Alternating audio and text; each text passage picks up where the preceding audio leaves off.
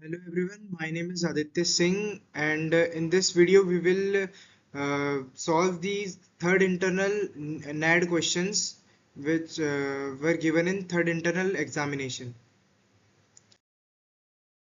In the first question, we have write an algorithm to solve simultaneous linear algebraic equations using Gaussian elimination method.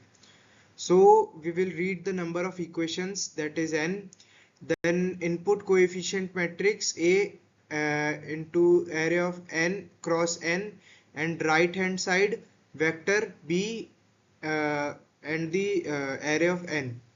Forward elimination for k is equal to 0 to n is equal to 1, for I is equal to k plus 1 to n minus 1.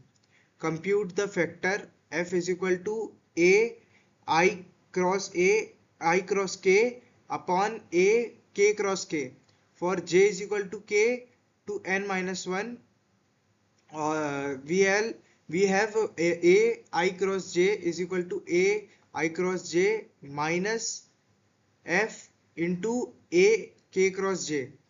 Update right hand side, b of I is equal to b of I, which is equals to f into b of k, and then we will do the back substitution in initialize solution vector, uh, then for I n minus 1 down to 0, set x of I is equal to b of I. For j is equal to I plus 1 to n minus 1, x of I is equal to x of I minus a of I cross j into x of j. X of I is equal to x of I upon a I cross I. Display the solution vector x. The next question we have is explain pivoting in solving simultaneous linear algebraic equation and why it is needed. In the context of solving a system of equations, pivoting refers to rearranging the rows or columns of the matrix so that the largest coefficient is used as the leading coefficient during elimination steps. There are three types of pivoting, that are partial pivoting, complete pivoting, scaled pivoting. Let us see why is pivoting needed. To prevent division by very small numbers. Without pivoting, a small pivot can lead to large numerical error due to floating points limitations. To improve accuracy, large pivots reduce round-off errors and increase the numerical stability of the material. To avoid 0 points, if a 0 appears in the pivot position, elimination cannot proceed without a row or a column swap. The next question is explain what ill-conditioned simultaneous linear algebraic equations are and how to solve them by refining Gaussian elimination method. A system of linear equations is said to be ill-conditioned when a small change in the coefficients or the constant causes large changes in the solution. This usually occurs when the coefficient matrix has a very high condition numbers. The rows of the matrix are nearly dependent.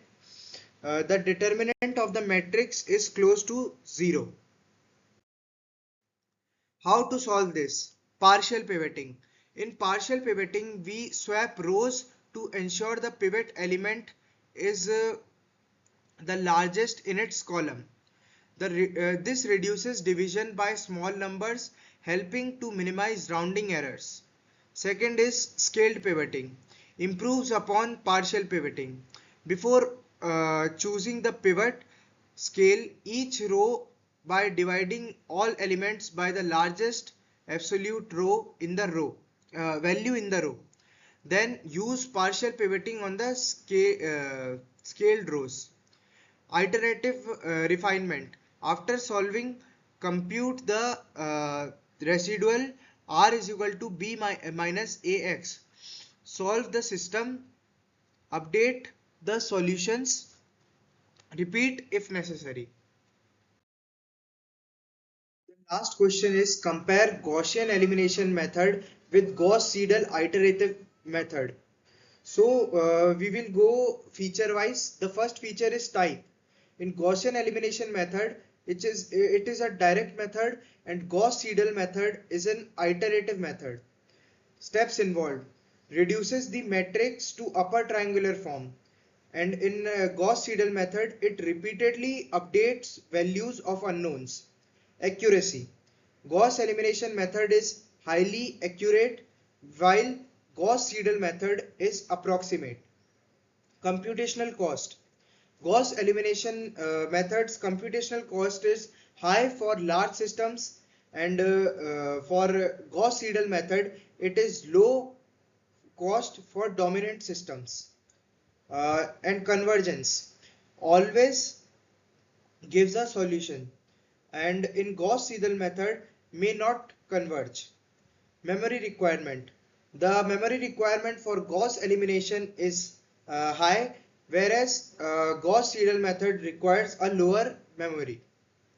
Parallelization: in Gauss elimination method it is harder to parallelize, whereas in Gauss-Seidel method it is very easy to parallelize.